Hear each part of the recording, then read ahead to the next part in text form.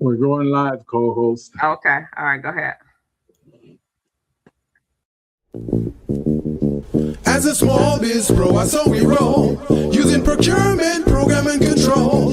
As a small biz pro, I saw we grow, using procurement, program and control. I'm a businessman, yes, I'm an entrepreneur. Oh yeah, I'm a businessman, yes, I'm an entrepreneur. Oh yeah, I'm a businessman, yes, I'm an entrepreneur.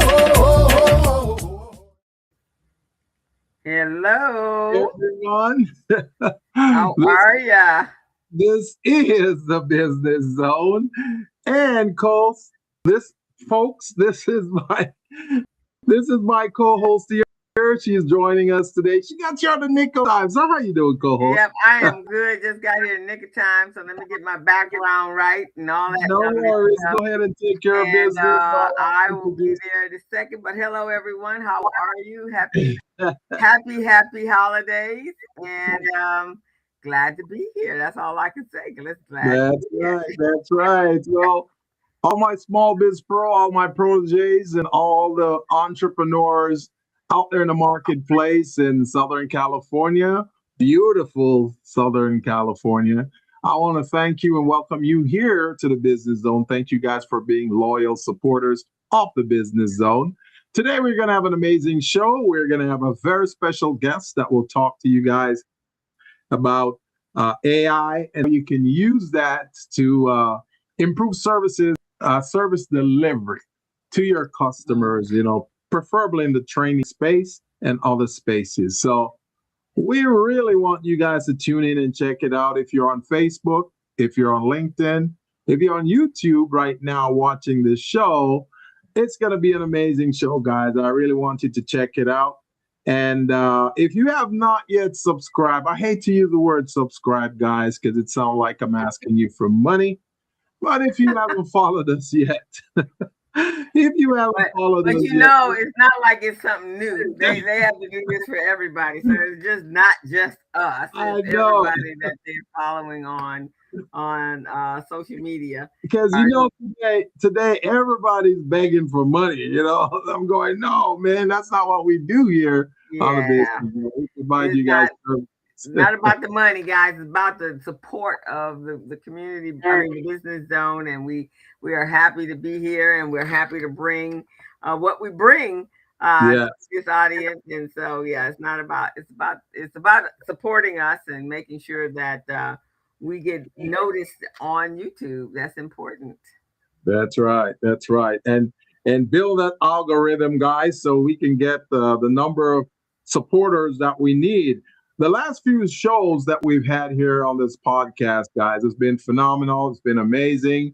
We had an amazing lady from the Olympics who talked to you guys about doing business with athletes and different types of entities throughout the Olympics that's coming up, LA 28. So you guys want to get ready, start getting your business prepared. If you don't know how to do that, we can definitely show you guys how to do it. We're currently running a mentorship program, which ends in February and start up again in April. So we can teach you guys how to be ready to participate in the Olympics as a vendor, to participate as a sub-consultant, or provide some type of services to those individuals. There'll be 206 countries coming to this Olympic, guys. So you guys better be ready. And if you're not ready, come talk to us. We can definitely get you ready. We can get you with business registration, get you ready with your business license, your capability statement, your books, QuickBooks, your financial documents, all of those things we can do for you guys, and get you contract ready and business ready and all of that good stuff. So with that being said, co-host, how was your week? My week was busy. This is really like the last week before for the holiday season. So I had clients that I had to get settled. I got clients, or actually, I'm gonna change your background there. I had clients that are trying to get loans for their clients, and so working with that, and so it's been a busy week. But this is the last day that I do something that is not pertaining to me. Is that why you're looking so glowingly beautiful today, co-host? Yeah, because I'm about to get some rest, man. I'm about to get some rest. That's so important. But more than that, I just came back from holiday luncheon with the Urban League, and I'm part of the extended staff Uh-huh. because of this camp, and so it was great. We exchanged some gifts and just did some cheering. Had a little margarita, couple of margaritas. Margarita, huh? Now there's margaritas, and Is that your new best friend? it was for the moment, but it was fun. So everybody, that's what the holidays is about, right? Is making Yeah, sure yeah. that we come together, and no matter what's going on in this world, we're able to celebrate just the stuff, the things that are important to us. We can't let, Yeah. as my mother said, we can't let folks take our joy away. No, And no, can't do so that. this Advent season is I love Christmas, Yeah. and so we have to kind of put all that other stuff to side and come back in January ready to do battle.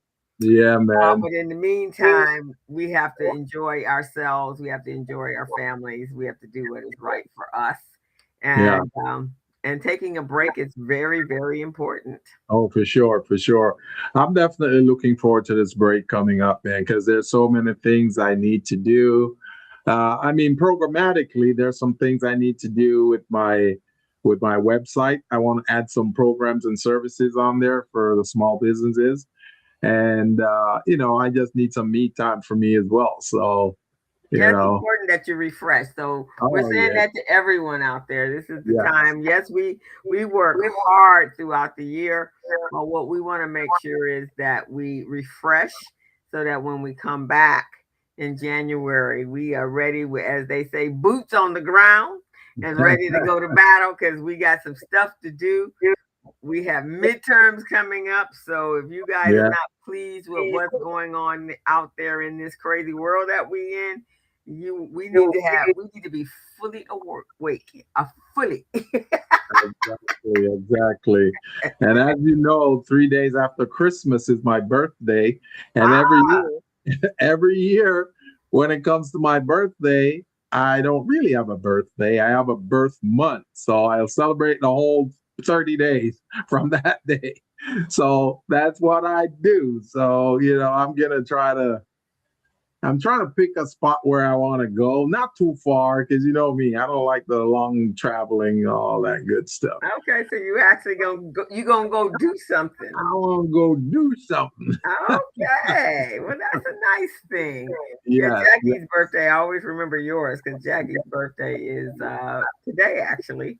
But Oh, we today? celebrated her birthday. Yeah, Jackie, Oh, my partner with with the recycling black dollars. yes. Yeah, today is her birthday, The and 19th.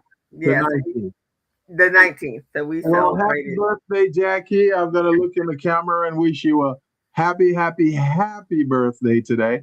Hope you're doing something great right now. And I wish I had known a little sooner, or I would have given my co-host something to give to you, but we could still do it after when January comes around, because as you know, us December babies, we always celebrate the whole month, 30 days. We don't celebrate one day because nobody Right, recognizes exactly. our birthdays. And we did a she had a birthday party on. We had a nice little birthday party on Sunday Oh, for her. So okay. all her friends came out to celebrate her. That's So good, man. yeah, That's so good. this is actually birthday. So 3 days from Christmas is yours. Yep, You guys born in December that's a I rough thing, know, man. man. I know. Because You folks know, get gifts. I was calculating with my cousin, and I said, and I went down the family tree to see, Hmm. what happened to make their birthday fall when it does, you know. So for me, my mom was celebrating St. Patrick's Day. Mm. So that's how I came about. You know, my my sister, she's in August, right? So Okay. I think my mom was celebrating Christmas too. Well, Oh, okay. Yeah, so so that's pretty much, man. That's pretty much what's going on, you know. So I was born in Buffalo, so and so that and would you're have been in the May. winter You're in time. May, right? Huh? You're in May. I'm in May, so that was the winter time, man. You couldn't come out. Had to be occupied in the household. You know what? Yours is probably her early Halloween celebration. But it was already cold in Buffalo. Already cold. So that's how I justify it, man. I said, okay, I understand why mine is 3 days after Christmas because my mom was celebrating St. Patrick's Day. Yeah. So let me ask this question because I'm sure everybody gets this question that's born in December. Did you celebrate during the holiday or did you have a separate? Because I have friends that are born in December around Christmas and their parents actually celebrated their birthday in Christmas. In Christmas. in the summertime. Actually, I had quite a few friends that birthdays were celebrated during. Oh man, I celebrate mine after Christmas, but a lot of my family members, they try to be slick to give me one gift. Oh, here's your Christmas gift. And by the way, it's also your birthday gift. I'm going, no, we're not doing that. Yeah, that's what usually happens to those born in December. Everything gets smooshed together. So no, we're not doing that. We're getting separate gifts here. Yeah, you gotta. Yeah, they had to make that specific because it's not. Man, for sure. Otherwise, man, they'll shortchange me all the time. Just give me one gift. Oh, this is Merry Christmas to you. Oh, by the way, this is for your birthday too. No. We're not doing that. We're not doing that. We having two. Christmas is Christmas, and my birthday is my birthday. Exactly. So we have a very special guest on here today, co-host. We're pretty excited to bring him on to, have him tell us a little about his background, his skills, services that he provides to his customers, and see how he can help customers in the marketplace. Do you want to go ahead and are you ready to introduce him? I am. So let me get over here. I'm trying to find his bio real quick, but maybe he can tell us what that is. Let me see. Okay, so while you're doing that, let me go ahead and do our announcement, and then let me find his bio. Yes. So we have Pat on here. Pat said, "Happy holidays, Business Zone." Thank you, Pat. But also, I want to hear happy birthday to Coach Gilbert. That's coming up too. We got to separate those two, Pat. Forget that other part. Just say happy birthday, Pat.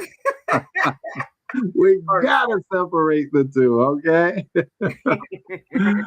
All righty, man. So, folks, if you're just joining us on the Business Zone, this is the Business Zone with Crystal and Gilbert. We're on every Friday from 3 to 4:30, and this is a podcast about small and micro businesses. What we do here, we provide information, resources, data, and support to small businesses all over the globe. And what we also do is we have materials, we've got workshops, we've got a variety of different services that we provide small businesses to help them grow, to help them to become business ready, contract ready, and bank loan ready. We're currently running a mentorship program right now. We've got about 18 to 20 folks in that program. And we're really getting them ready for 2026, the FIFA World Cup and NBA All-Star Games and many other events. We're also helping them to get ready for the LA 28 Olympics, which is going to be amazing. They got a $5 billion budget for that, guys. So we want to make sure we get as many of you small businesses ready to participate in that and get a piece of that pie. So that's Business Zone. That's what we do here. My co-host Crystal, she does bookkeeping. She is a QuickBooks expert. And I don't use that word lightly. She does forensics on those books of yours, guys. So if you haven't looked at your book in about 1 or 2 years, you need to have a talk with her, have a sit down, have a coaching session with her, so she can evaluate your books and see where you're at and what type of services she needs to render. She does an assessment on your business, okay? And once you've sat with her for a few sessions, believe me, you'll feel confident and ready to walk into a bank and talk to them about lines of credit. But with that being said, I am going to hand it over back to my co-host so she can introduce our special guest. Okay. So today, as you guys know, we've been talking about AI, and it's like the number one conversation that's being had amongst everyone because it's just one of those major changes that is going on. I don't think it's any different than when the computers were introduced to us, cell phones were introduced to us, but without understanding the capacity and the capabilities of what it can do for you and your business, then it could be a frightening experience. But it really isn't. It's like I told somebody yesterday, Gilbert, that is no different than when we had this electric typewriter, and we had to use when you were making multiple copies, you had to use carbon paper. Remember carbon paper? And then along came the computer, and it eliminated all that drama. And so that's how I look at AI. It's just another tool to make your ability to do work easier and simpler. And so our guest today is going to talk to you about how to retool your own profession, your own career, and how to be able to use it efficiently in your business. And in some cases, just literally changing your whole career, because it is a career change. It can be a career changing opportunity for you. And so we want to make sure you're all prepared for it, not fearful, because again, it's just about change. Yeah. We just want you to be ready, but not fearful that it's going to take away your business. So our guest today is Everett Swain II, and he's a dynamic force in the world of experience design, education, and AI-driven innovation. From dismantling gadgets in his childhood bedroom to sketching interfaces that anticipate users' needs, Everett's lifelong passion for creativity and technology has propelled him into roles that blend artistry, strategy, and social impact. And so, as the director of his company, UXD Academy, and I can't wait for him to explain to me what UXD is. He is transforming design, education, and AI integration. It's not gonna take over. He's just integrating it into what you're already doing. So with that, we're going to bring on our guest, and he's going to be able to give us more insight on what he does. And welcome, Everett. We are so happy to have you. And let me switch this up a little bit, move me and Gilbert to the side, move you into the space. How about that? Hey, how are you all doing? Welcome. Welcome to Business Zone, sir. Thank you. I really appreciate it. So tell us all about yourself. First of all, what does UX mean? Yeah, so UXD Academy, it's short for Universal Experience Design. And that is something that, I have coined over the years with my background as a designer. I believe we're all designing under the umbrella term of experience design. Where you get into different disciplines is just a matter of your interest.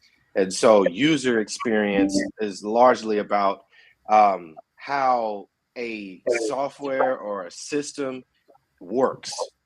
And our job as a UX designer is to make it easy to use or make a software easy to use.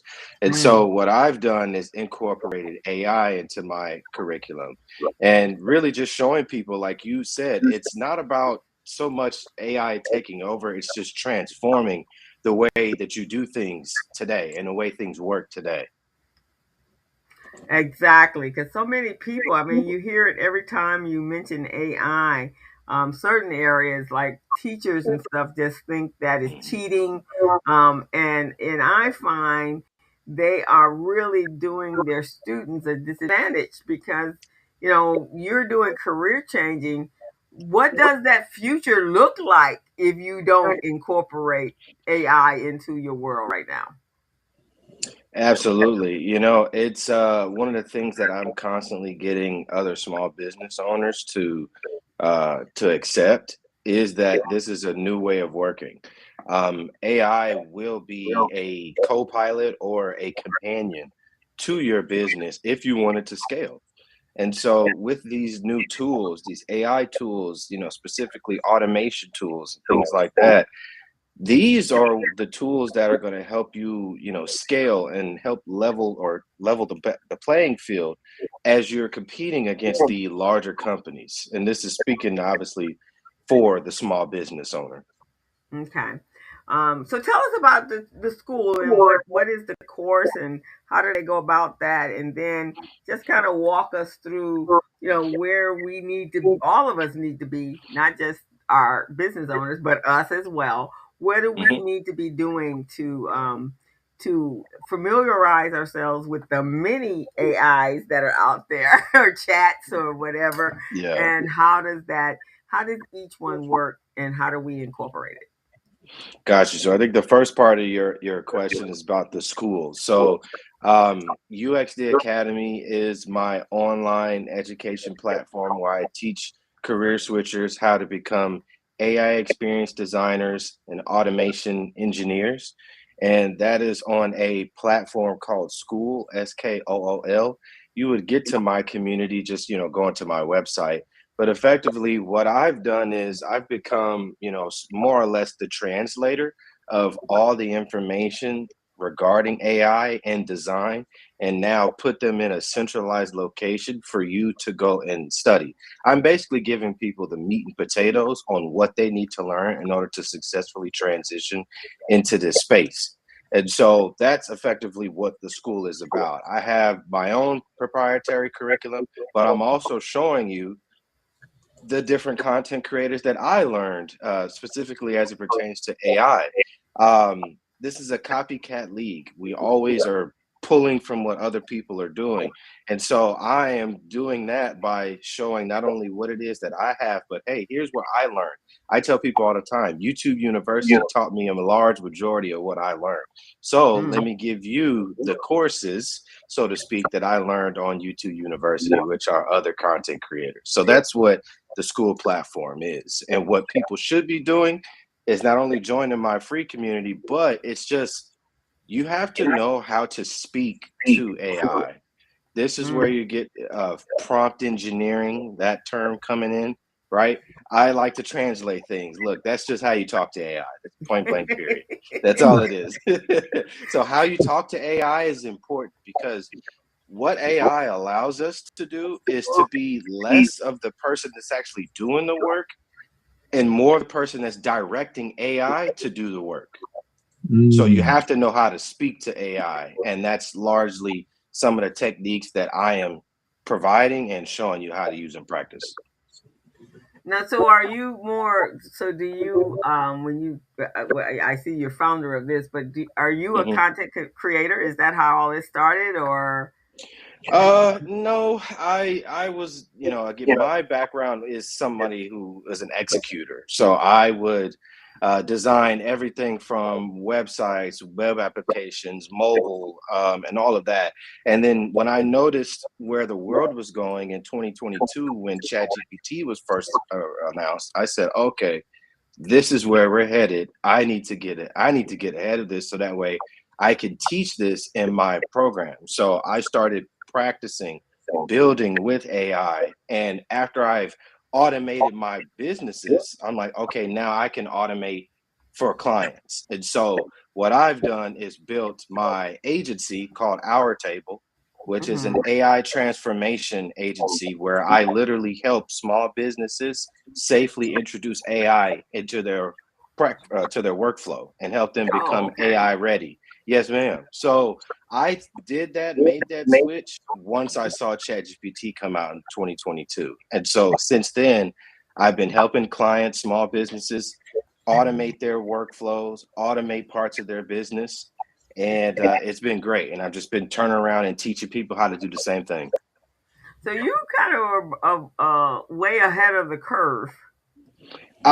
Yeah, in some instances, for sure. I am definitely ahead of the curve. And, you know, and it's what I just saw this podcast that I watched. They have a YouTube channel.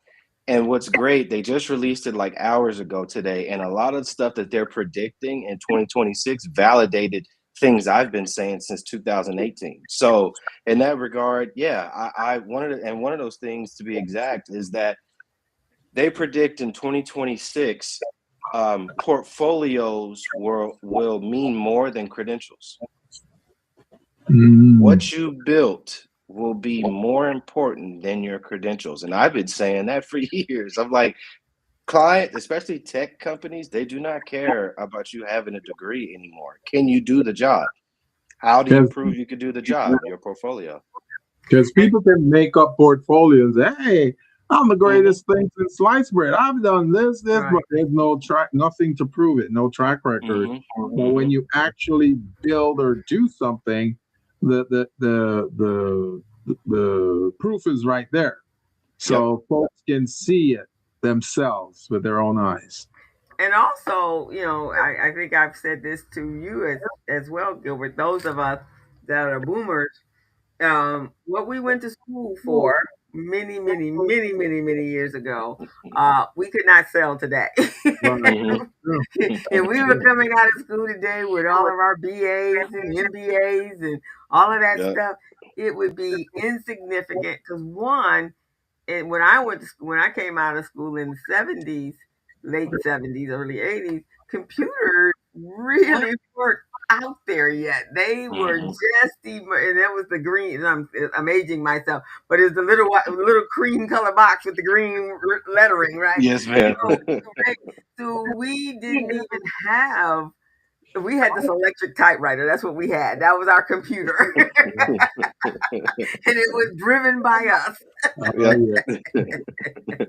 So today, you're right. Your degree, unless you're going in, you know, unless you're a doctor or an attorney or a CPA or somebody of that nature, where you know a professional craft. Yes, your degree still means something, but you have had to have had extensive education after that. But even in the medical practice, they're using machines that actually the doctor is navigating from inside, right? I think they're like machines that are doing surgery themselves and laser surgery and things like that. You know, I always say, and you can elaborate on this, Everett. AI has been here, just in different formats, right? yeah, absolutely. Yeah, I was just talking about that with someone a couple of weeks ago. How if you look at it, AI has really been around since like the 50s. It's like the 50s, 60s. But the average person or the consumer having it in their hand and building with it, now that concept is new. They are just now giving us the ability to take and play and build with AI. That's new. But with AI has always been around. I mean, hell, Google search, you know, they've used AI within Google search. Like, so a lot of stuff that we've actually interacted with has been AI. Now we're seeing this as far as AI having an active conversation with us, and then we're actually building with it and telling it to do stuff. Now that's different. That's new. That's new. Because I remember in Disneyland, you know, when they had the robotics, right? And then they had the refrigerator that tells you to go to the supermarket and you're running out of milk. I mean, isn't that AI? Right? Exactly. In Tomorrowland was really futuristic. We just didn't realize how futuristic Yep. it was. Yep. So, We're so living in it now. Everett, Mhm. can you teach me how to use AI to pretty much clone myself so I have multiple presence in multiple different areas at the same time? Can you do that? Yes. Yes, that is possible today. It is insane. And one of the things many people are predicting for 2026 is the line between us understanding if we're actually speaking with or working with AI versus a person is going to Yeah, get super blurry. I mean, yeah, people have already, I mean, over the summer, have posted on Twitter examples of people using AI to fake as if they're in an job interview. yeah. They created like a digital avatar of themselves and have that go perform at the interview. Like they're trying to come up with rules to protect against that. So yeah, that creating multiple yous and having you be in multiple meetings at once, it's possible. It's here. That's what I would like to do. Yeah, I'd like to be in multiple states, teaching my mentorship program, teaching workshops, and all of that, Yeah. and just addressing small businesses in a variety of different ways to help them. So Yep. that's how I'm looking at it in a positive way. I know there are other people who use AI for some negative stuff, Yeah. like criminal Yeah. activities and all of that. I've seen an AI video of Michael Jackson in a KFC. You didn't see that Yeah, one? yeah, I saw that, man. There was a lot of stuff that people were doing, and that's another thing that OpenAI for sure is going to have to get a handle on because Yeah, you got to think about the estates of yeah, people who are deceased coming yeah, after them and suing the pants off of them. That's yeah. going to happen. So I would imagine they are working on some regulation for that. I know I Well, was in a meeting yesterday and or 2 days ago, and we were talking about fundraising and sponsorship and grants out there for nonprofits. And so it was a meeting on how we need to prepare ourselves for 2026 and what those grants may look like. And so one of the things they were saying is, the funders are looking at, because you can create a grant written by AI is just like Hmm. off the chain, right? It dots all the I's and crosses all the T's and does all of that. But now they're going to be looking at, can you deliver, right? So yeah, Hmm. now everything, whereas before yeah, you do your grant, and maybe they may go over your website and maybe Hmm. they may go to your social media. Now all of that has to be consistent with that grant you just wrote, right? And you got Yeah, to show yeah, your measures and your outcomes. You just can't write me this beautiful 10-page or whatever yeah, grant and tell me you're all this wonderful person, and then I go to your website and it has nothing on it, and I go to your social yep, media and you got 5 people, right? yeah. Because they're going to be Yeah, taking all that in, because it can do that, right? But hmm, everything else has to be backing that up.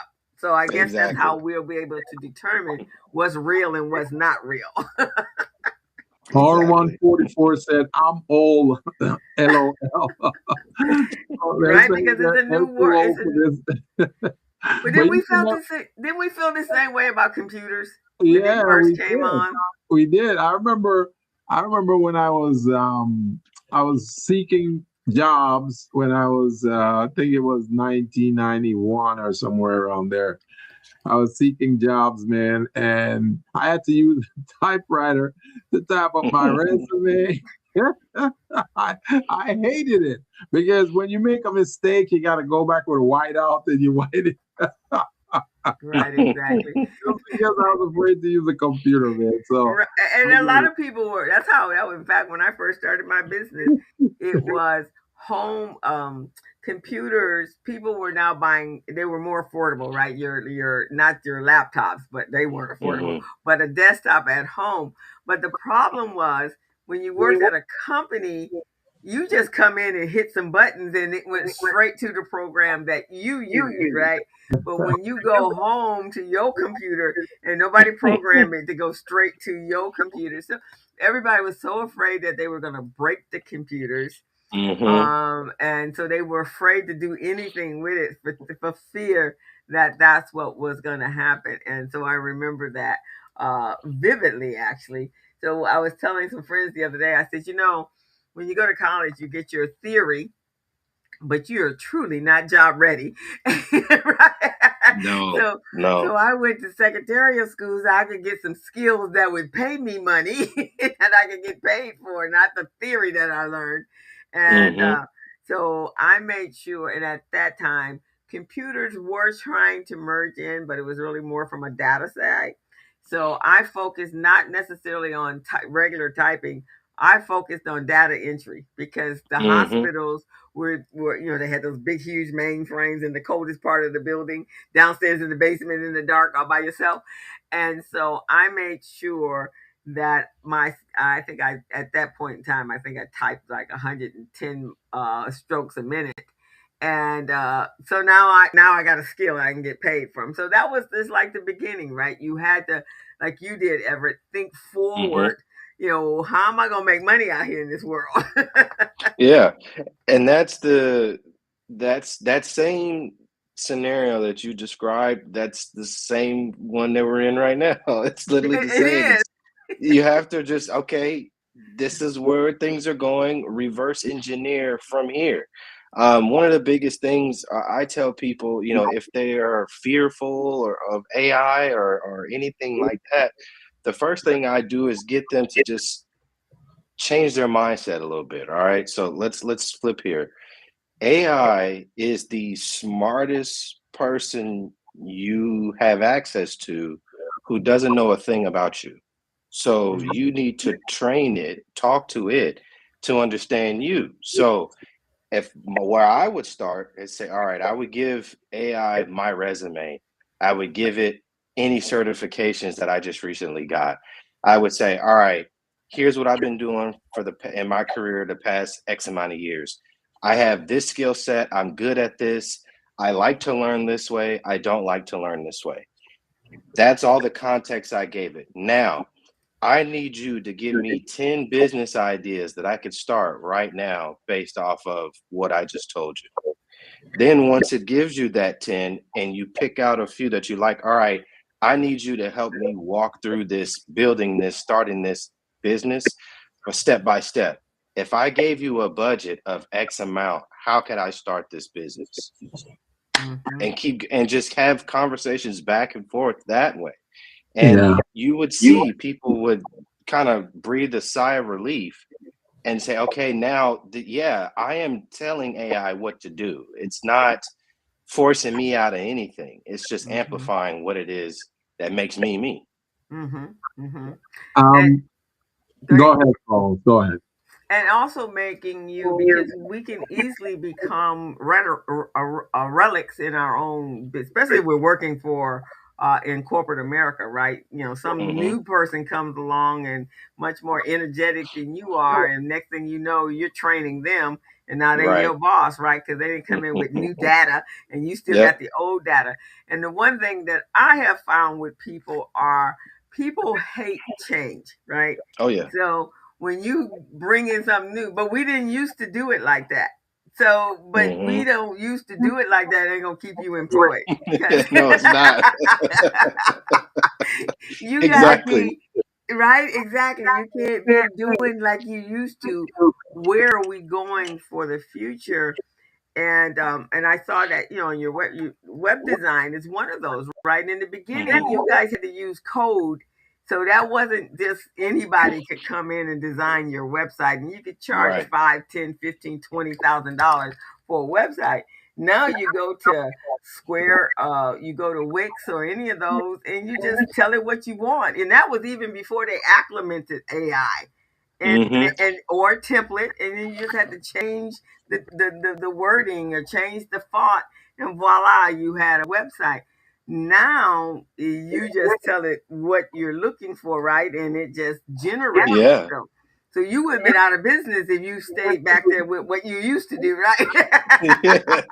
Exactly. It would take you much longer to build something. I mean, you can legit even now, like with the latest versions of Google Gemini, so Google Gemini 3, OpenAI 5.2, ChatGPT 5.2, and then Claude 4.5, you can talk to these models. Just say, hey, I want to create a website that does this, and this.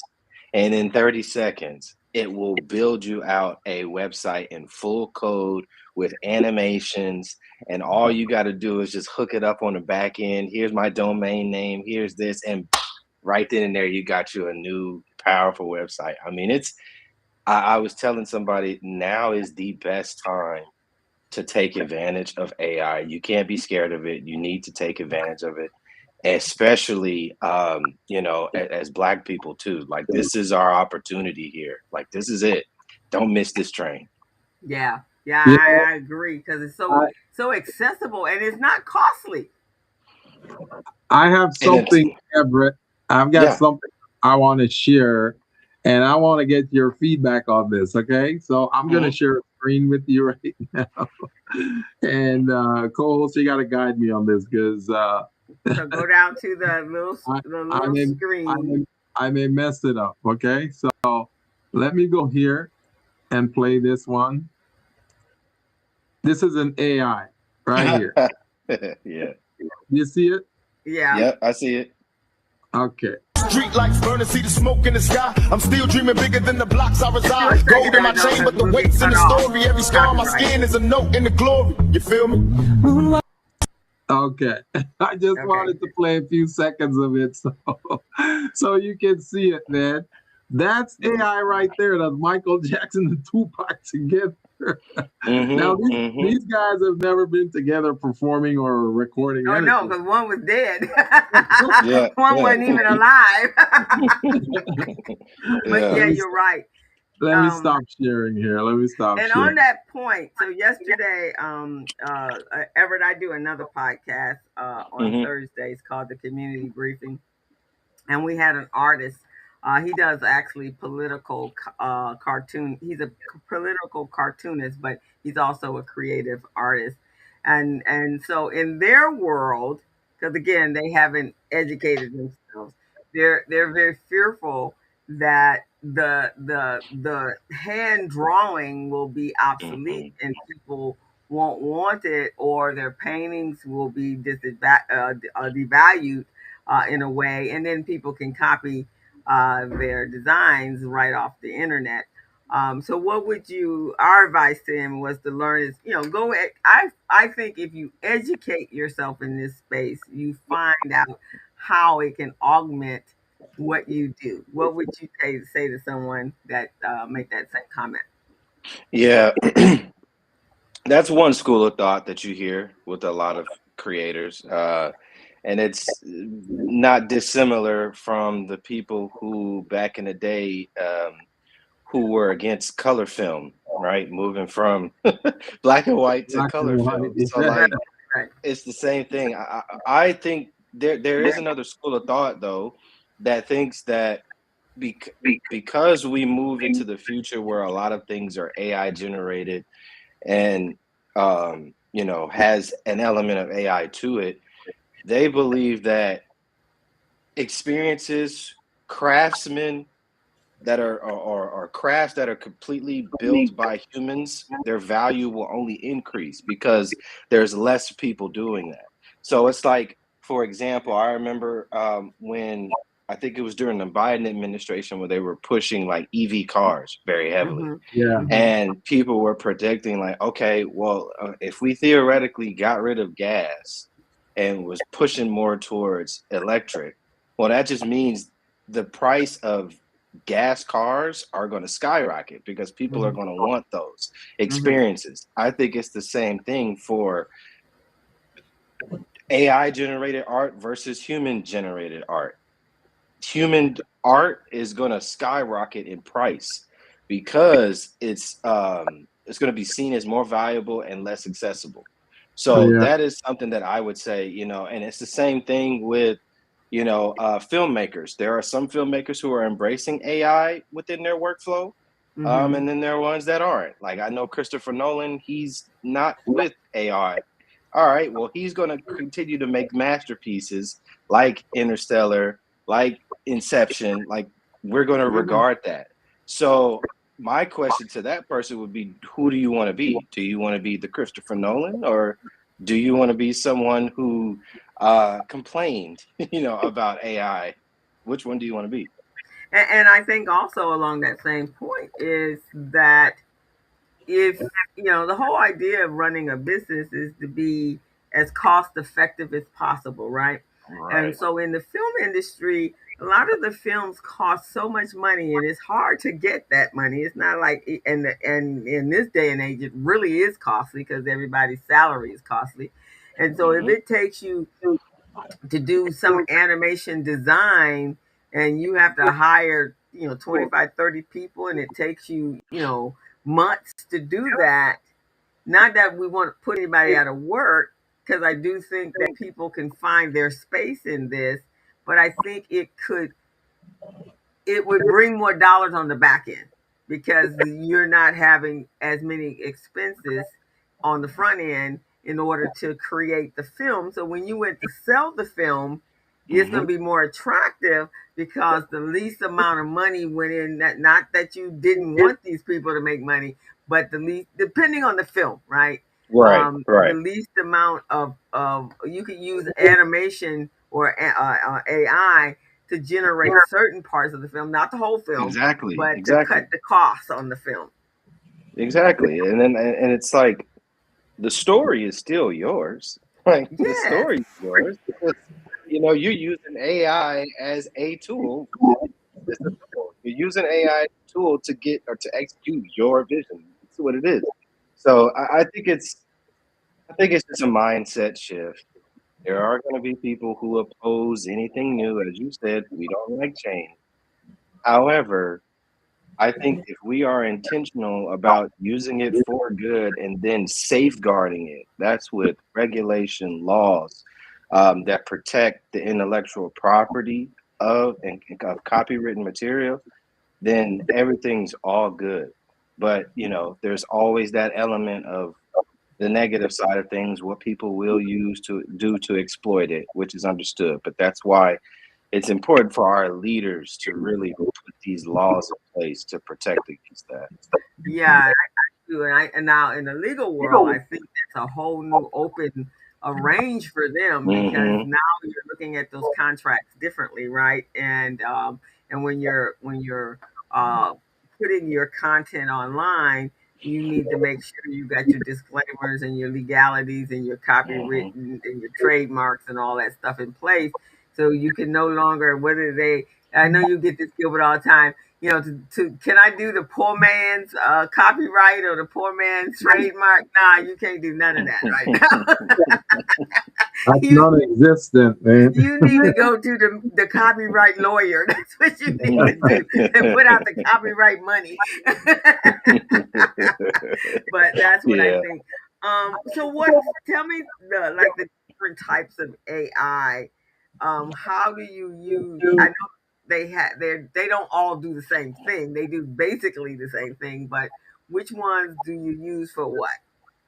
Yeah, so you're talking about, so for me, I use the big players. So I use ChatGPT, I use Claude, and then I use Gemini, and then on the fringe I use Elon Musk's uh, Grok, Okay, Grok AI. Okay, the okay, Big most two, the top two perplexity. that I Perplexity, that's not in my tool set, but it's something I recommend because it's yeah. it's Perplexity is really nice, especially for research. And like you said, Hmm.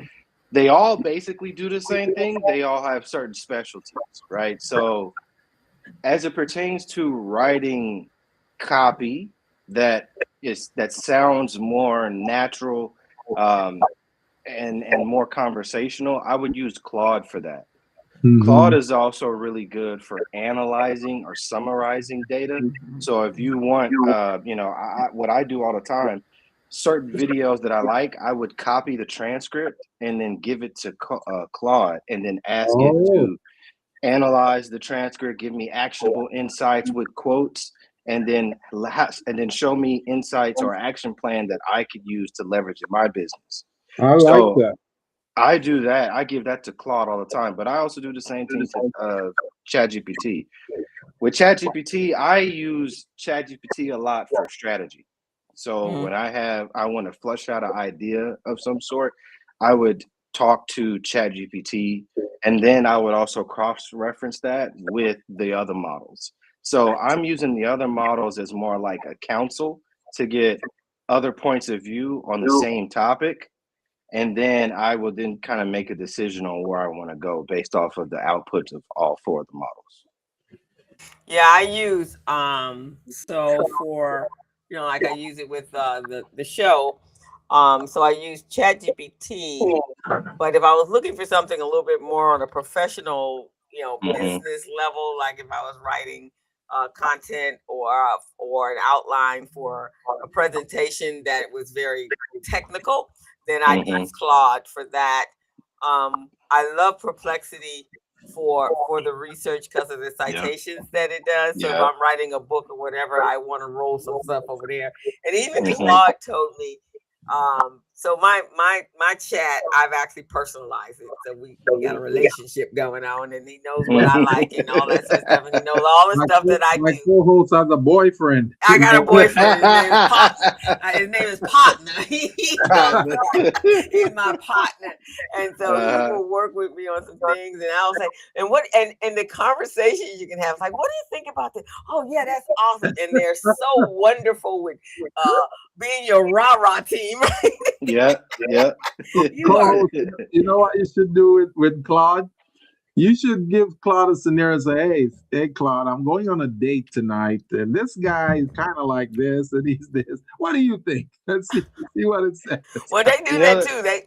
It's funny you mentioned that because I believe it was, all of them have done it at this point, but I know OpenAI was the first one to do it. They did a study to show how each generation uses ChatGPT. Yeah. And they were showing that like Gen Z, they talk to ChatGPT like it's a therapist, and they will legit ask for advice on like talking to the opposite sex, how to interview for a job. Like they talk to it like a therapist. They were like, Gen X kind of uses it like Google search, like they talk to it like it's Google, and then millennials kind of use it more or less like it's they treat it like a search engine to a degree. But it's the younger ones, Gen Z and Gen Alpha, they're talking to it like it's a friend or a therapist. Right. And in some cases, almost forgetting that it is not really, not real, and they're like taking it for gospel. But no, you have your little thing. Now, Claude did tell me, he says, if you're doing things really creative, he says, then take what I give you and take it over to ChatGPT, because now it's going to become more, especially if I'm writing a newsletter or something, it's going to be more animated, more exciting, more this, and they're going to use all kinds of annotations and stuff like that. He said, so use that, but use both of us to do everything. Yeah. Don't just use one. Yeah, that's what I tell people. If you, and again, I also have to tell people, you got to be careful because the price of these tools will creep up on you. That's the thing. That $20 a month will rack up, and it'll rack up. Yeah, so you got to find out. You got to find out which one. Now, Gemini, of course, Pilot is part of. Now, I'll use Pilot if I just need something quick, and it's all part of Microsoft anyway. And I see on my Google, Gemini is up at the top there, so I don't have to leave out and do anything. I can do that, but. I used it this summer. So I teach kids how to be entrepreneurs. And I've been doing this program for, the program is like 18 years old, and I've been doing it about for 16 years. And so generally when I first come in, these are kids that, they're 13, most of them have never, they thought about a business, but, t-shirts and lip gloss and that kind of stuff, nails and that kind of stuff. And so this year, or actually last year, the year before last, we introduced AI to them because the schools are completely anti-AI because they think that it is plagiarizing and so forth and so on. So we taught them how to really use it. And so a former alum of our program, they actually created an AI assisted, it's called Tier 1 and Mhm. it's assist kids, assist you in creating a business plan. But like you said earlier, coming up with an idea. So we Mhm. first have the kids come up with an idea. I have them Mhm. identify problems in their area, their hobbies, their passions, and then they come up with an idea. Like, okay, Yep. let's take that idea based upon, and how do you see it? You have the solutions, and how do you see it actually operating? And then I tell them, now take that and say, I'm a 13-year-old boy or girl, and I want to start a business in this particular area. What would be the steps that I need to do? And is this a business that could generate revenue? And once Right. they did that, and these kids took it to a whole nother level this year. I was like, Mhm. I didn't get one t-shirt. I didn't get one lip gloss. I didn't Yep. get no earrings. There So you go. go, right, because kids, I mean, if you're 13, your world is only so big, right? Mhm. So you can't be thinking way outside the box, because your box ain't that big anyway. So we have Mhm. to use tools, and that's where the teachers are missing the boat. Because if you want to have critical thinking conversations in school with Mhm. your students, then you got to open the avenues for them so that their world is bigger, and then they have a resource where they can ask, and then you put your controls in place to Yeah, make for sure. sure. And this particular platform, once they put it in and then they put in their solution, it lets me know if they're copying it directly from the chat GPT and not Yeah. changing it to their own vocabulary, their own, how they Yeah. speak. And so, and when it comes to me, it's like, no, that's the exact same Yeah. thing that you got from chat. Yeah. You don't talk like that. Yeah. Like, stop the cap. Stop it. You're over here Yeah. sounding No. like a 40-year-old professor. No. Yeah. No. You're absolutely right, and I commend that whole process of what you're doing, because that's the exact same thing that I'm teaching. It's like, well, all right, let's start with you first. Let's start with your world, right? And let me expose AI to that. And with that, whew, your mind is going to expand. And that's all kids need is exposure. I Mm-hmm. Yeah. mean, that and the thing is, unfortunately, I was talking about this before too. It's like you have people in these kids' world, their lives, limiting them. And sometimes it's intentional, and most of the times it's unintentional. And it's because, Mm-hmm. our parents don't know. So Mm-mm. you're only going off of what they know. It's very difficult for them to see outside of what they see. So Mm-hmm. AI is that's why it's such a big opportunity for us. Like, if we get more people exposed to this, especially our youth, if they get exposed to these tools and the concepts of what they could build with AI becomes limitless because they're already young and have that imagination. We introduce fear to youth. We Yes. do that. Yeah. So if we expose them and let them run free with their imagination, who knows what they can build? Just like you said, you did not see not one lash tech business, none of that. And it's like Mm-mm. exposure is very much important. And they came up with, like, I had one young lady, her business was obviously hobbies and sports and so forth. So she was an athlete, and so she Hmm. came up with a whole system that could be used within in an app form. And as you're training, it's letting you know, as the athlete, whether or not you're overextending, or whether Hmm. you need to push more. But the whole Hmm. goal, she was to keep you from being injured, to prevent injuries, unnecessary injuries, because you weren't Right. correctly, doing what you need to do from a kid standpoint, right? From a Hmm. youth athlete, Hmm. not from a professional athlete. So that was like off the chain. I had Yeah. another kid came through, and this was truly AI, taking sounds from his loved ones and incorporating it into like a sound box, right? So when you Hmm. wanted to remember your grandmother's voice, then you take that voice and and you incorporate it in there, and then you have different sayings. And I was like, okay, now. Yeah. And that's how you create your your inventions and your inventors and these kids that can change the world, because that's what Yep. we're really looking at right now, is how do you use AI to change the world. So now when you're talking career switching, what does that mean, and how does that work? Yeah. So career switching where, 1 minute you were a Starbucks barista and now you are an AI experience designer, writing your own book and building solutions. And that's a real story. That's actually one of my best success stories from my Wow. UXD Academy. Yeah, I had a guy, his name is Greg.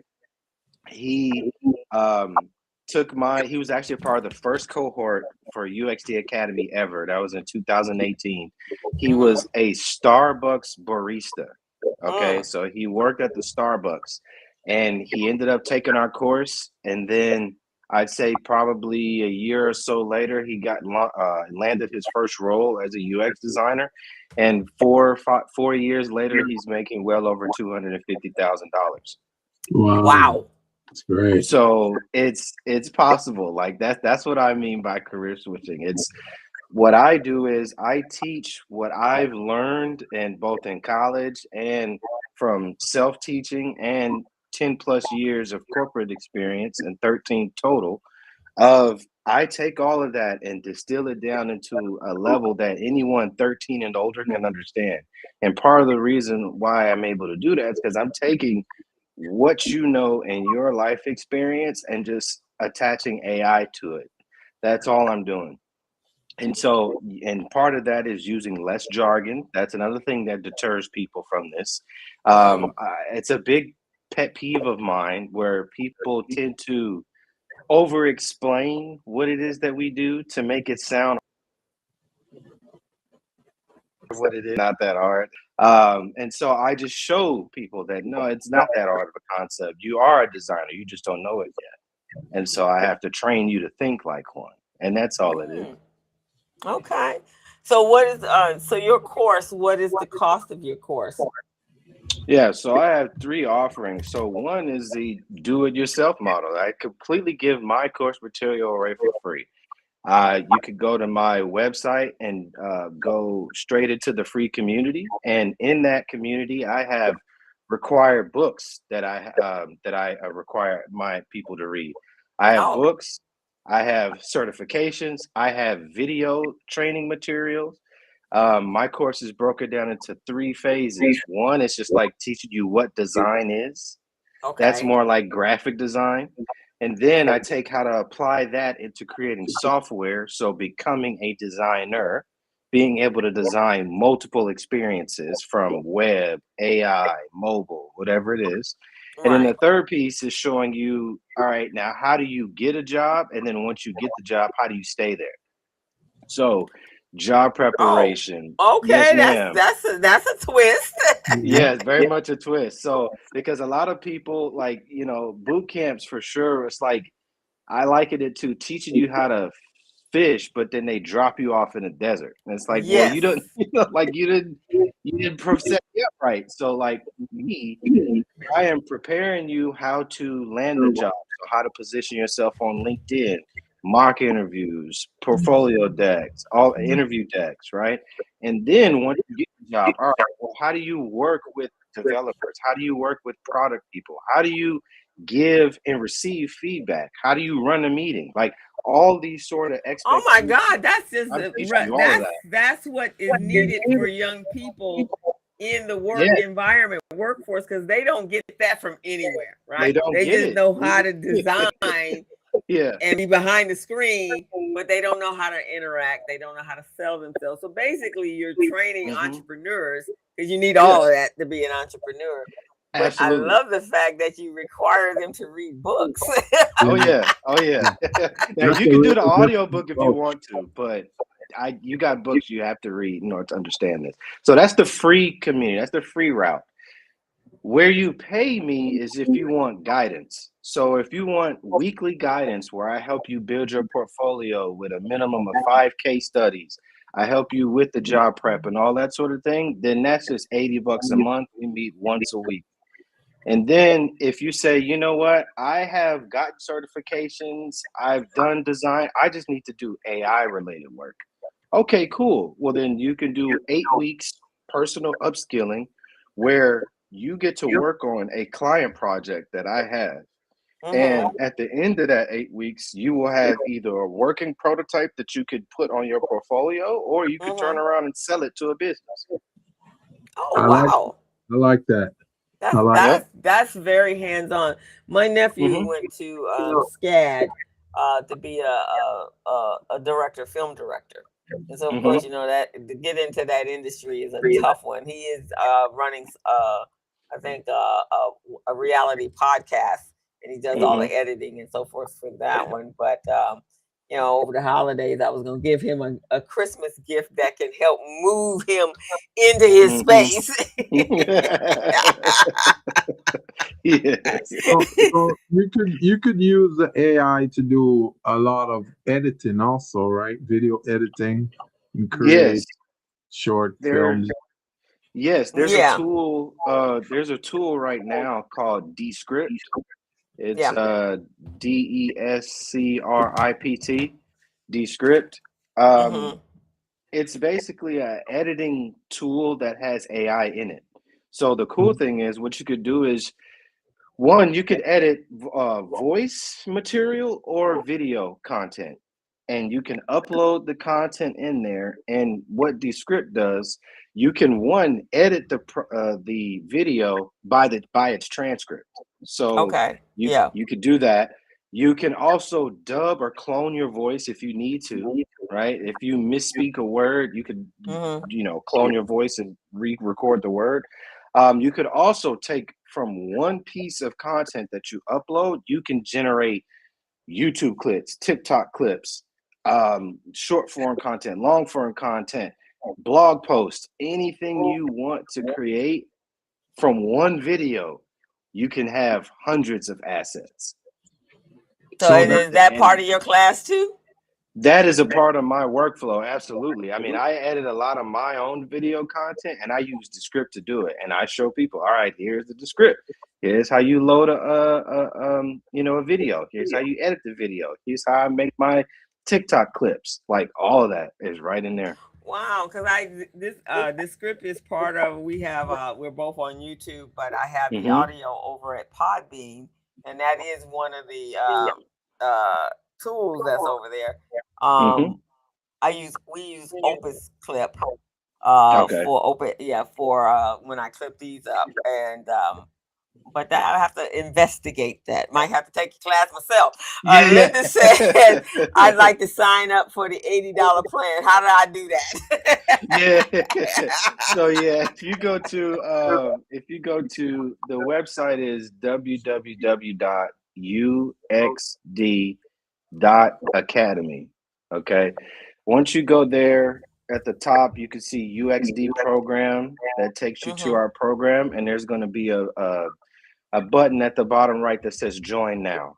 You click on that, fill out your information, and what you want to do is for the $80 one, it's called the do with you model. So I'm Mm. doing this with you. I'm helping you create that. You would click that, sign into that, and then you'll be a part of the weekly mastermind group. So if someone wanted to test this out, see how it works, what do? You do like a session with them and go over the Descript program plan and show them how to So do it? if they want to test what, any tool? Well, Well, he the said you have Descript, the I was free thinking one, about the Gilbert. Descript editing tool. Okay, yeah. So let me talk about the free community. So the free community, every 2 weeks I do a free class. Okay. And in that free class, it's a 2-hour class. I made that one a little longer, but it's a class where I show people my active client work that I'm working on using the most recent tools, AI tools in my tech stack. And so people have the ability to watch me work effectively. They also allow it also allows people to ask questions. So in that free class, I allow people to ask questions. So if you had a question about Descript, I will pull up Descript, answer your question, and show you along that way. From the $80 a month, once weekly meeting, that is the intention of that is for people who are a part of that mastermind group to come to me with problems. I'm not really teaching you anything. You need to come to me and tell me what you need help with, and then I help you along, because everybody has a different place in their journey. Some people may be way over here, some people may be just getting started. So it's about helping you where you are. So those are the two ways that you can get answers about a particular software, either in the weekly mastermind group or in the free class in the free community. So you could take the free one so that you at Mhm. least know what you need to move forward. And then once that Mhm. happens, you're like, okay, yeah, this is where I want to go with this. And then at that point, you can just jump right on in there, Exactly. and really make it happen. Yeah, I think, and that gives a person the, because a lot of these you do, and you come away going, okay, now what I do, right? So, Mhm. and Mhm. especially if you're not very tech savvy, I did take a course, just so I could understand which ones did what, and without having to pay for all of them. Mhm. Yeah. So that's what Exactly. I did. um so I didn't pay for all of them, and then I got, cause loving, I hadn't really used that one before. Mhm. And then some of them you're like, okay, yeah, I don't like this one, but I like Yeah. this one, right? So, but I didn't have to pay for it, because there's one of the artistic one, what is it Mhm. called? Journey, not Journey, is it Journey? Mid Yeah, journey. Mid Journey. journey. Mid Journey. I wasn't too Mhm. thrilled about that, but then I I got another one that I really like, and Yeah. but Mid Journey, I need it fast in a hurry. I need it like on a Canva level. Yeah. You know, and to your point about the technology, one of the things I tell people, because you can get overwhelmed very quickly about Yeah, all the, like, the sheer amount of tools there are. yeah, And I tell people all the time, look, they all damn near do the same thing. Like they do. they all practically do the same thing. So pick one and stick with it, like get good with it, because once you get good with one, then you know them all. It's pretty much how it is. And like I said, for me, I tend to stick with the bigger players because they have more money to throw at the product, and they also, you know, especially the bigger ones, it's like too big to fail. Like they're going to make sure their security is in place and things aren't breached. So I tend to focus on the bigger players. If somebody then comes up and maybe Leapfrog is one of those, great, got it. But I'm going to stick with the bigger players With the because bigger they have players, more. Exactly. That's in what I right? And do. they make sense. And actually, AI Chat GPT. Oh my God! If you learn how to create your own your bots, and your specifics. I mean, I have my SEO bot, and then I do a gardening newsletter. I have my gardening resource manager over there, Mm-hmm. and then of course Mm-hmm. my partner. We deal with all the regular stuff. Yeah, the partner. We do Yeah. but I would like to know how, and I guess I have to go and during the holiday time when my brain is not being used for other people.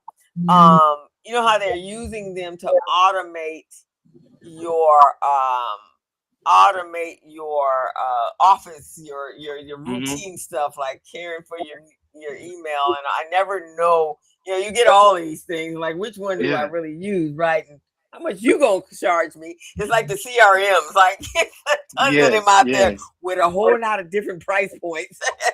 Yeah. Yeah. And and that's one of the things too, with the programs that I offer, right? So for example, the personal upskilling, right? It's 8 weeks long. So Okay. it's effectively, and that's $800.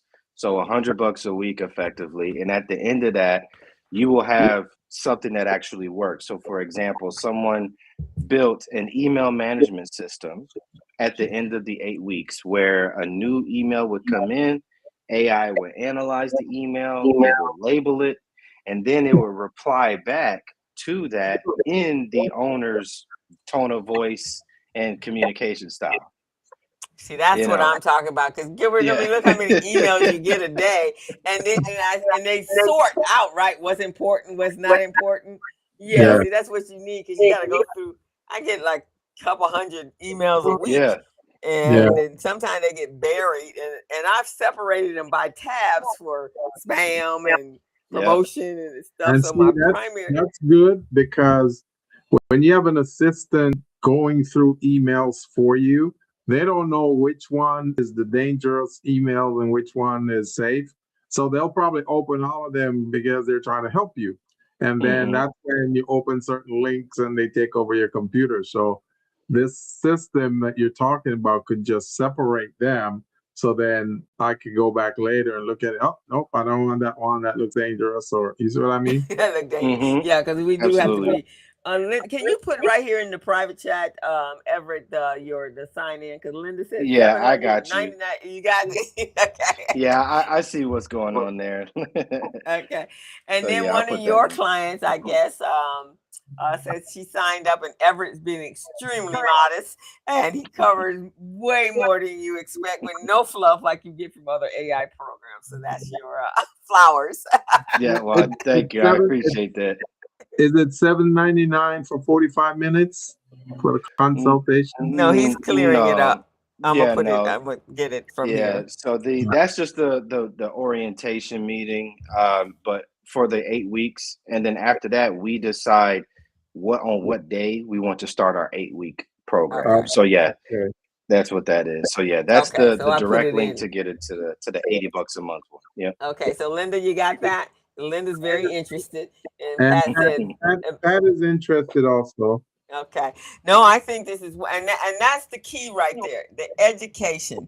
If you get the education from people who know what they're doing, then you're less likely to lose interest. First of all, because if you get frustrated, you're going to lose interest, and I think that's the biggest thing with businesses owners. One, they don't have a lot of time, so they're not out there trying to do all of this. But if it's very succinct, and you actually help direct them to apply it, so application, not just knowledge, so that they can actually see it work. Yes, man. One of our biggest mottos is we teach you how to apply theory in the real world. Yeah, because, I love this. It's just, too much theory is out there, and then a lot of it is put behind a paywall, so then you feel scammed. It's like, no, I'm telling you, I'm translating what the industry leaders are saying into more of a common language, because that's what it is. It's a lot of language that is like scaring people off. Yeah. So I translate that for you. I'm like, no, this is what they actually mean. And here are the 2 tools that you need to master in order to build this. And people go, oh, okay. I'm like, it's really not all that hard. Because it's like me with finances. If I start talking financial lingo, and which is what bankers talk to speak when they're speaking to business owners about loans, you lost them. I've sat in a room and watched them. It's like they're all excited when they walk in the door, and all of a sudden the glaze comes over, and they ain't heard nothing else you said, because you use some lingo. They have no idea what you're saying, and you're speaking Swahili to them, and they're not interested anymore. But and this happens a lot, especially with people who are already not quite comfortable with their tech skills, and they don't trust AI, right? Because they've been scammed so many times that they don't quite trust them, and so to go out there and those of us that I always tell Gilbert, I'm kind of like a closet nerd. And I like to go out there and try all kinds of programs. Like, oh yeah, this is fun. So, but Gilbert, on the other hand, is not quite the closet nerd.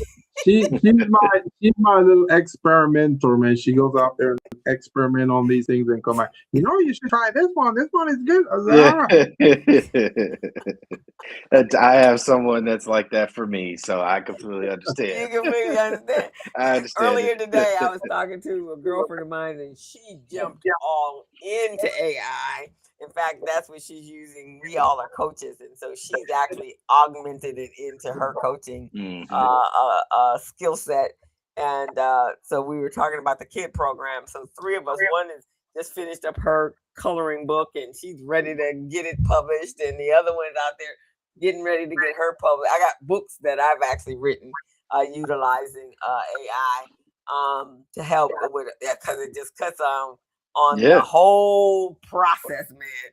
It don't take you 20 years to get a book out. Now it takes you like 15 days. The biggest thing that AI does that I'm trying to show people is like it gives you time back.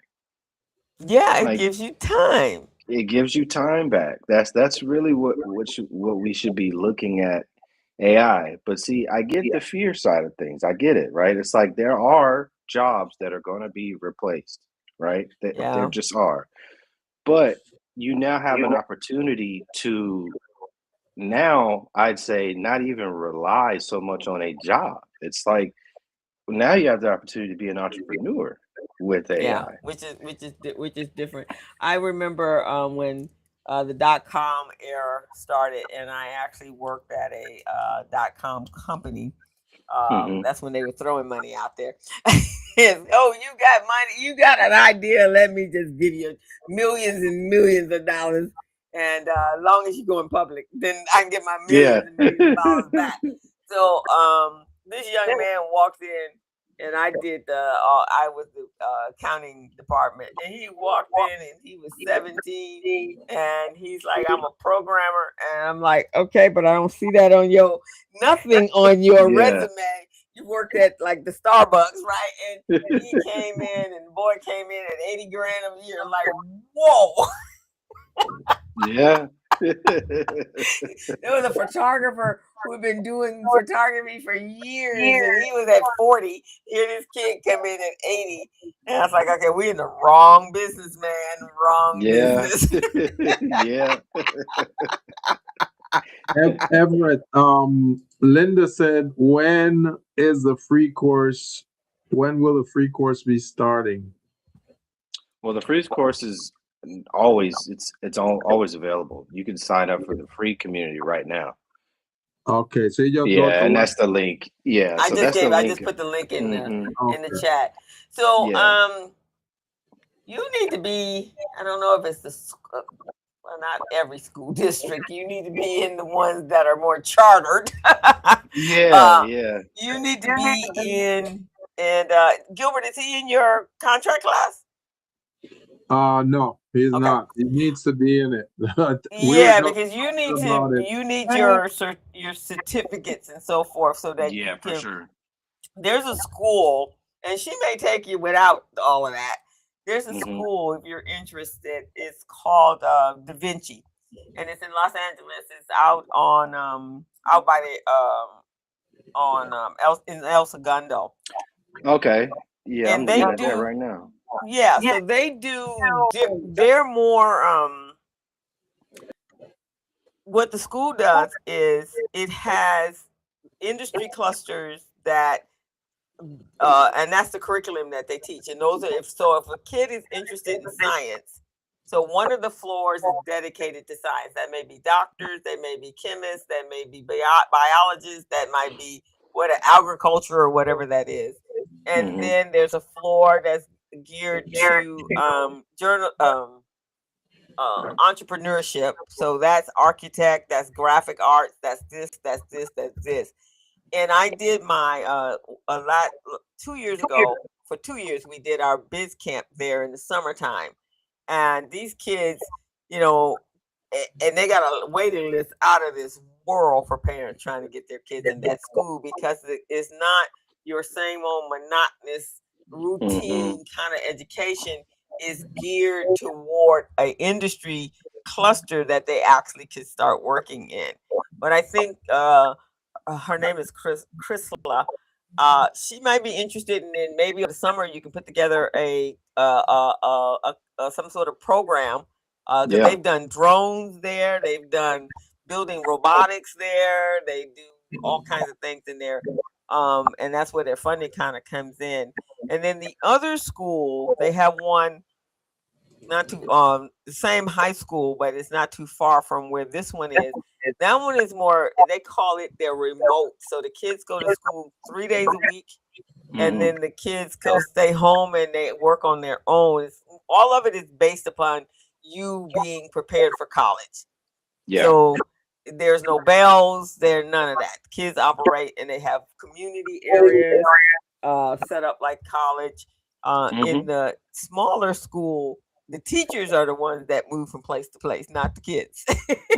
Got you. Okay. So I think you could put together a presentation, and Absolutely. I think they would definitely be interested in you coming in to do that. I'll reach out to her after the holidays. I'll make a note. Yes.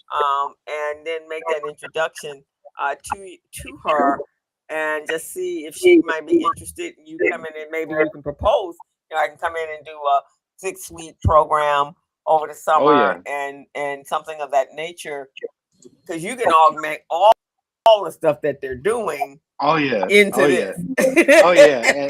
And I would very much appreciate that connection, because that is one of my side missions. I would say what I'm trying to do is I'm trying to get my curriculum into school districts. I think kids need to know this stuff at minimum high school level, but I think even sooner than that.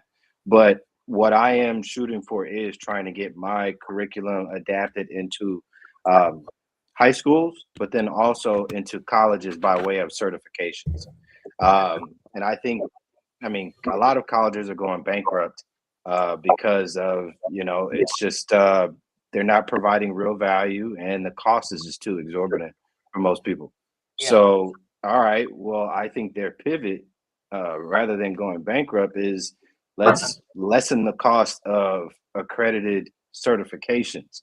Partner with someone like me to create a specific AI experience design course that you can go ahead and take, or a design engineering course, or automation engineering course. And then boom, you now have capitalized on this trend of people going the certification route while still providing value, because I got my certification from this school. So I think schools, education in general is very archaic and they move very slow.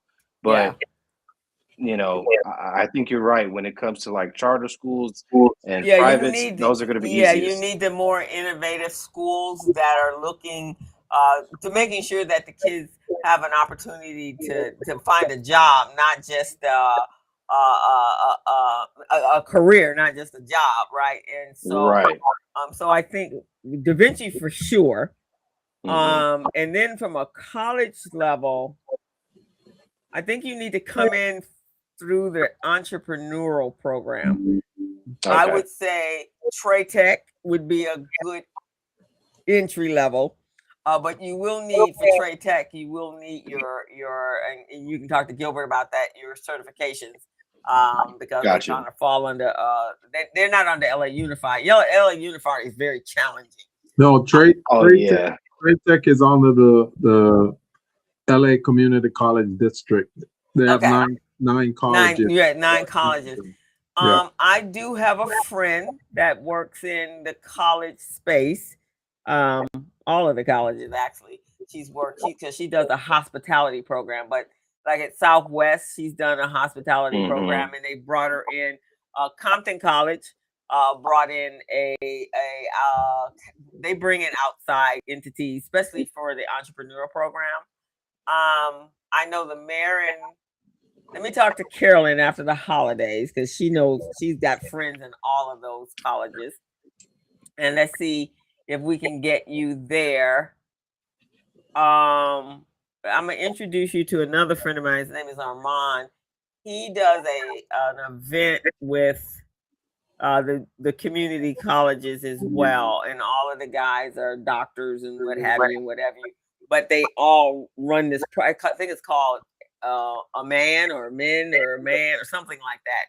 So I'll reach out to him and find out if that's still active. I think we just have to get you in through a back door. And and with the fact, because the school LA Unified, and I hear this all the time, that teachers, and I do water aerobics and a dance class with a lot of teachers, and so they're not very expensive. It's like when they brought when they got the computers and Steve Jobs made that backdoor deal. And then the teachers didn't know how to use the computers, and they don't even use computers. So now how they gonna try? And they were pissed off that they had to go to training in August, and then they were really upset when the kids were able to break through the security. Well, heck, you don't even know how to use it, so how you people were breaking through the computer, through the security? I mean, they were upset. So we're going to bring them on the back burner. We just got to go to the more innovative schools first, because I think it's very, very necessary. That's why we started incorporating it in our NIFTY program, in our youth program, in our Biz Camp program, because of that. Because they like this. Well, the kids are not going to do the work, and they're going to get lazy, and they're going to not if you teach them right. Right. I hate that. Before we go and before we run out of time, tell me a little bit again about the certification program. How does one get certified in your program? Is it a long period? Is it like more than a day, or how does it work? So what I do is I provide links to the top certifications that jobs are looking at. So there is no official, certification, so to speak, when you get through the program for UXD. It's when you went through the program, you've collected 5 certifications. You collected the IBM one, you collected the Google Cloud one. Like, I point you to the ones that companies are looking at. And so, and then what I do is, I'll give you a little bit of the secret sauce here. What I do then is, okay, I get you those certifications. And then what you do is I have you work on a client project that I brought in through the agency. And then what happens is you go on your LinkedIn and you put under work experience that you were an apprentice for UXD Academy for X amount of months. I see. Okay, so now you have legitimacy now. That's a good thing. No, I like what he's doing because it's so it's holistic. It's everything you would need. Yeah. So it may not be LSUSD, but it may be LACO. I can't wait to talk to you about incorporating that in my mentorship program. Because I think a lot of folks, this can, like you say, it give you back time.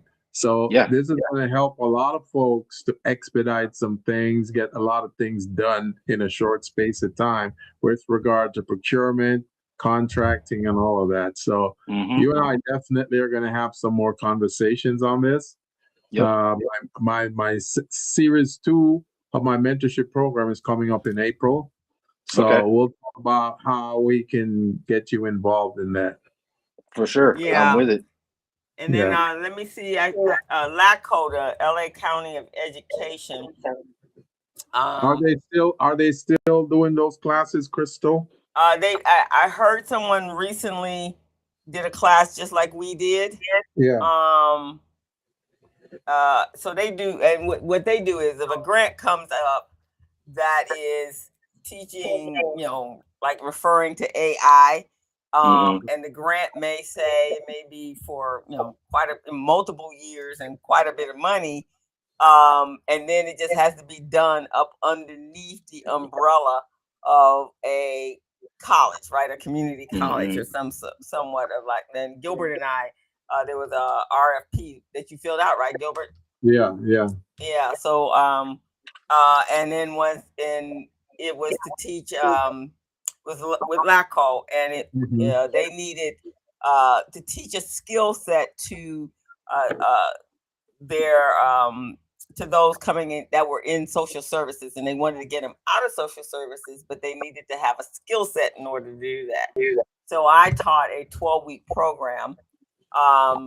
And then there was somebody else that taught the Microsoft Excel. I think that's what they taught.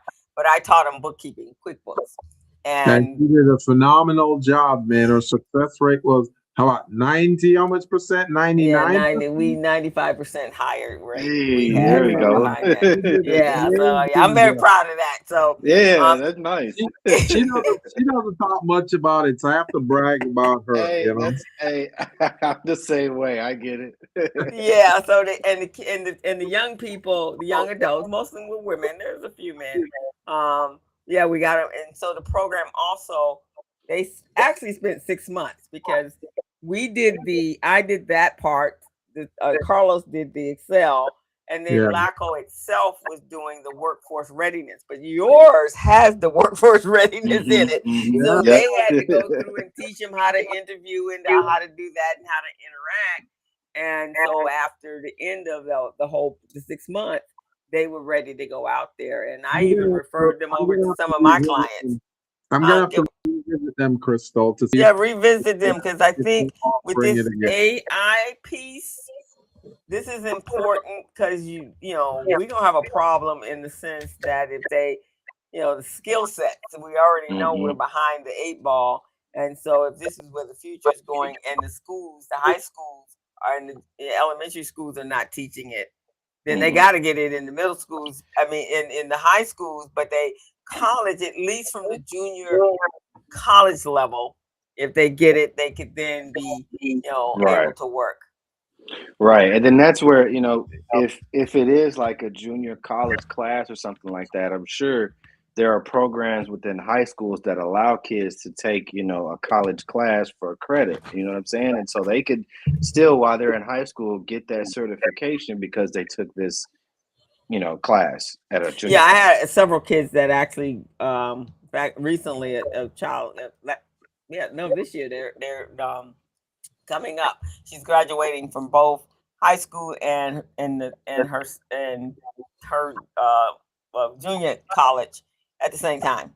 Yeah. So, and she's on the same campus, Southwest. They're over at Southwest.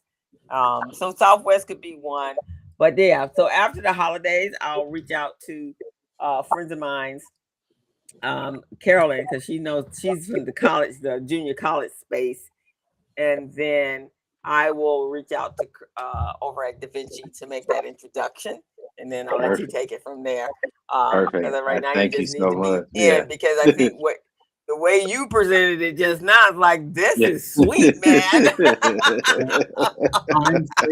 Time saving, and Everett, we just want to know, where have you been hiding, man? Nobody knew about you. What's going on? I've been in Dallas. I've been in Dallas, Texas, and like I tell people, so I'm originally from California, like originally the Inglewood, Hawthorne area. I left after the 8th grade, so I went to high school, college, became a man out in Austin. And in Dallas, and then my thought process, like, I got to come back home and teach people what I learned out here, and so I want to come back and not only teach, people in the generations above me, but most importantly, the generations that are up under me or behind me. I want to give them, some knowledge, some tool set, and ultimately exposure, and say, hey, look, here's what's out here. There's more to us than being an athlete, a rapper, entertainer. Like, we can do more. You can create. Did you know that? All right. Well, no, you didn't. Let me show you. And so that's what I am about. This transition right into the point that I was just gonna make. There's an old saying. I'm Jamaican, and we have this phrase in Jamaica that when people look at you funny and think you're an idiot, but they don't know how smart you are, they say, they refer to you as Tom may be drunk, but Tom ain't no fool. Yeah. That's you right there, man. They're looking at us a certain way, thinking we don't know about the stuff that you're talking about. But we ain't no fool. We're No. we're skillful. We're sneakily doing this stuff. And that's what needs to happen. We got to sneakily, stealthily come at you from Stealth. behind, and you think that you won't even know what happened to you, man. No. Yeah, so we all know we're on the same page. We understand. In fact, Barack Obama this week said that Trump was going on about something, and Barack said he ain't pissed off. He's not mad at me because of politics. He's mad at me because he wants to be me and can't be me. Go ahead, strut, Mr. President. It was on point. It's like, yeah, you're right. He mad because he can't be you. That suave man with all that brilliance going on, and he don't even have to think hard. The people in the chat love you, Everett, man. They love you. They're, much fire. They're throwing a lot of fires out there. It's man, this is fire. I love it. So they need your information. Can you? I just put it. Oh, his other information. Yeah, like phone number, email, all that good stuff. Because while we're talking here, a few people are signing up right now on your website. So yeah, I got some notifications. So yeah, I appreciate that. Yeah, man.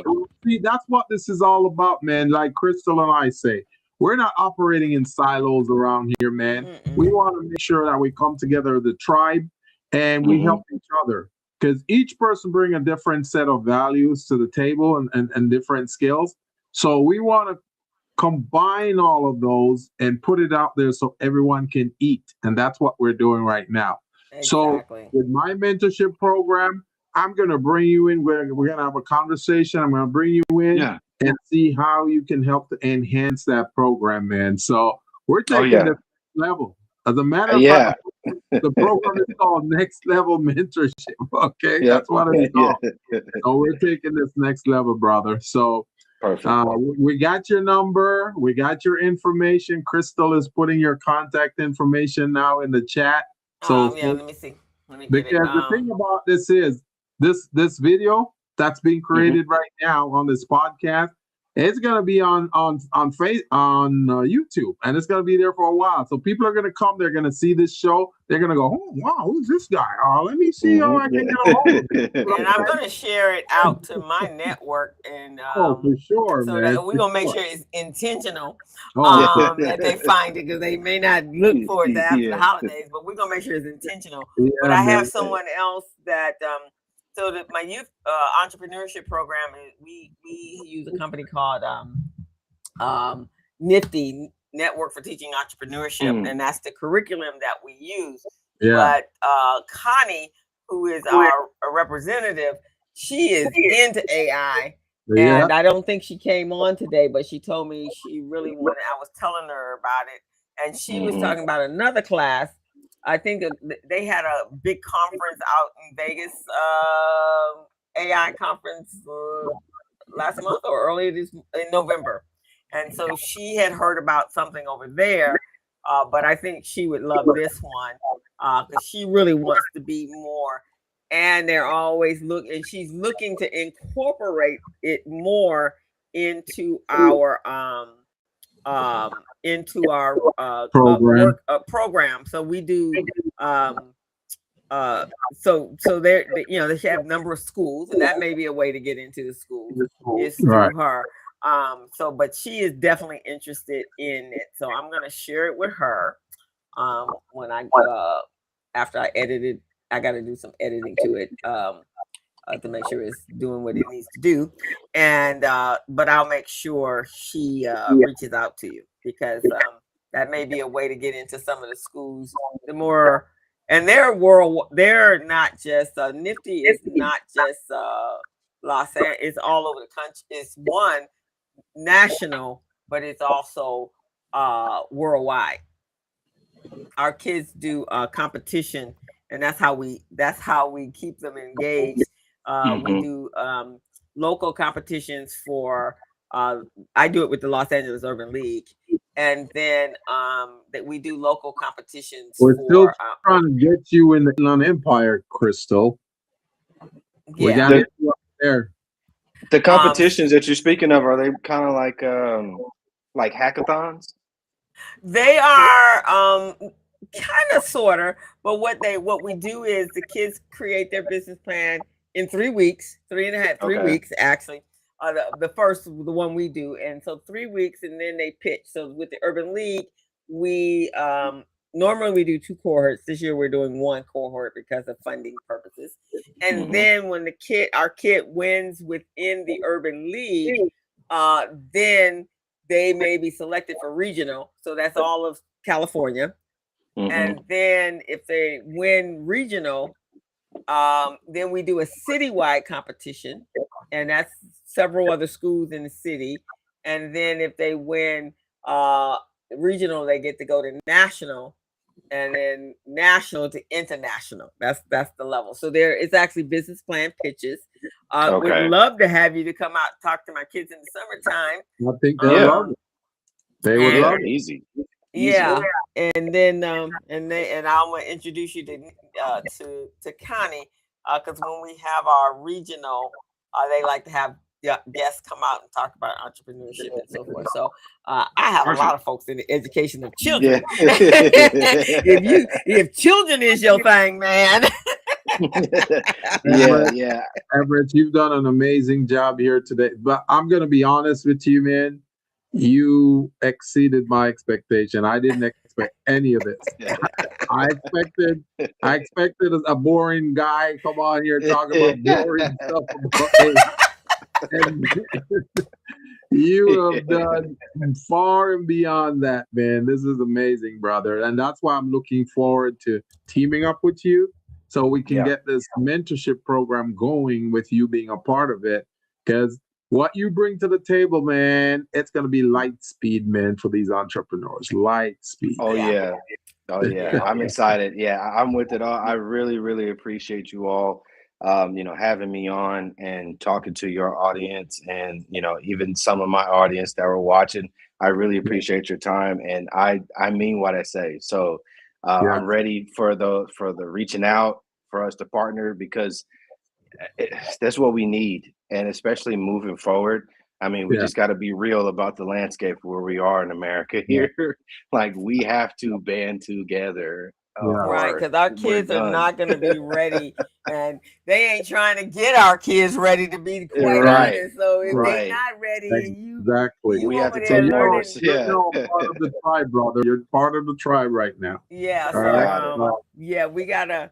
And this is what we need. I have quite a few friends that are, we all talk the same conversation, but we gotta. For me, it's all about the kids. They got to come up with some same opportunities that the rest of us had. But the corporate route pathway is not their pathway. No, it's not. So we got to teach them, and if they're going to be content creators and influencers, they have to have the right tools to be that, so that they can make money and the wherewithal to do that. Not pieces of it. So I'm gonna share this link with my nephew. When I see him tomorrow, like, dude, jump on here right now, and then we're gonna get you here, and then we're gonna get you to the $80 a month one, but we're gonna here first. Exactly. Yeah. Take the free route first, get you there. Yeah. Like I said, I give away a lot of my stuff for free for that reason. I know times are hard out here. I know people's pockets can be hurting. However, to get anywhere, you got to invest. And that's in every level. Everybody has to invest, but my baby steps hopefully get you crawling and running a lot faster. It sounds like it in that little short period of time. Yours is like my 3-week business plan class. You already pitching, man. And we ain't got time for no slow stuff.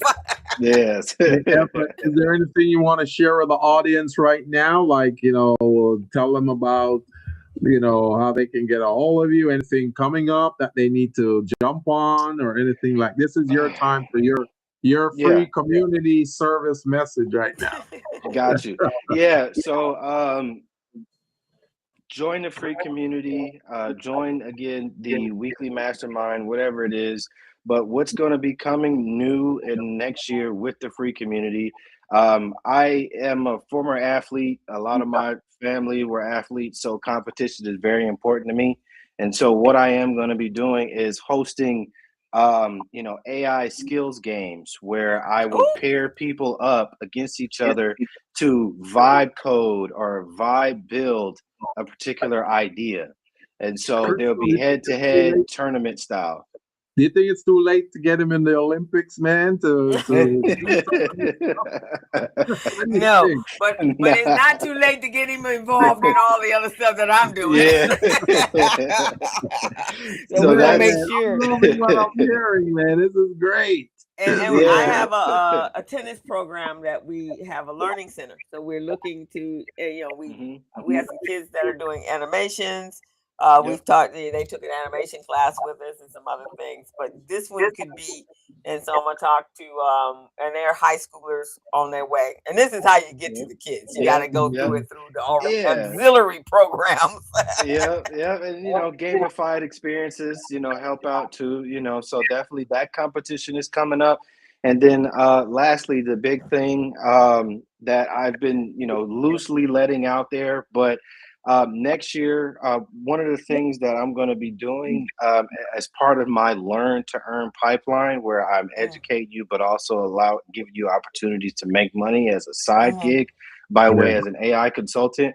What I'm going to be launching next year is a marketplace where graduates from my UXD Academy program, they can create, whether that is automations, whether that is AI agents, they can create and put that product onto the marketplace. So these are ready-made, pre-built solutions that people can come to the marketplace and purchase. And the creators of these solutions will get the largest percentage of the sale. So it's a way for you to make money on the sale. You build something, create it, build all the documentation for it, and then put it on the website. Somebody can come and say, oh, I want an email management system. They buy it. Or they buy it and install it themselves. Or they could say, you know what? I don't want to install this. I'm going to pay the person who created it to install it. So that's the other way for people to make money. That's what I'm going to be launching next year. I love it. Man. Awesome. Well, we're gonna be all working together, my dear. Yes, thank you so much. I appreciate it. We want now join the tribe, brother. We want to thank you for joining us today, Everett, and I'll make sure that we make that connection after the holidays. Have a wonderful holiday season. You're going back home to your parents. I assume they live in Texas. I'm going back to. They're in Austin, so I'll go back to Austin to see them for the holidays, and then get right back on the grind. Okay, so when you come back and all parent up and mom loved, yeah. We will make sure that we got lots of connections for you. For sure, I'm ready for it. Again, thank you so much. I appreciate it. Thank you so much, Everett. It's been a pleasure. Thank you for being here and educating us and our audience. And I want to say on behalf of the Business Zone, I want to thank Patricia Langford. I want to thank Linda Morgan. Thank you for tuning in. You asked some great questions to Everett, and I'm sure you probably already signed up for his course. But if not, you gotta get involved in that, because he's gonna shine that light and show you the path to take. Izette Smith. Thank you, Izette, for tuning in. IOR 148. I mean HIOR. I think that's one of Everett's. Yeah, that's one of your first, right? Yeah. Yep. They've been supporting you a lot, man. Saying some good things here. I'm saying AI is already mandatory in China, so we got to make it mandatory here in our community too. And we want to tell everyone, have a Merry Christmas and be safe out there, but enjoy your family. Don't let all this craziness take away from the love of the family and what this holiday season is really about. And we want you to be planning for next year, for 2026. This is a good place to start right here. So go on, take that link and sign up and be ready in January to have AI under your belt. And with that, guys, we're going to thank you all for joining us. This is the last show of the season podcast for the Business Zone. We will see you in January 8th, 9th, I think, to be exact. We want to wish you all a Merry Christmas and a Happy New Year. Have a wonderful time with your loved ones, and we will see you all next year. Next year, in the top of the new year. So, all righty. So we're gonna sign out. Everett, thank you so much, and we'll be. As a small biz pro, I saw we roll, using procurement, program, and control. As a small biz pro, I saw we grow, using procurement, program, and control. I'm a businessman, yes, I'm an entrepreneur. All righty. That was great. That was great, co-host. That was great, man. That's the kind of guest you want, man. You want guests that just blow the minds of the people. That's what we like. We like that. Yeah, just blow the minds of the people, because that was some great stuff. And he tackled it, boy. I love it when you come up with something, not just telling you about it and you having to spend a whole lot of money for it, but actually you're able to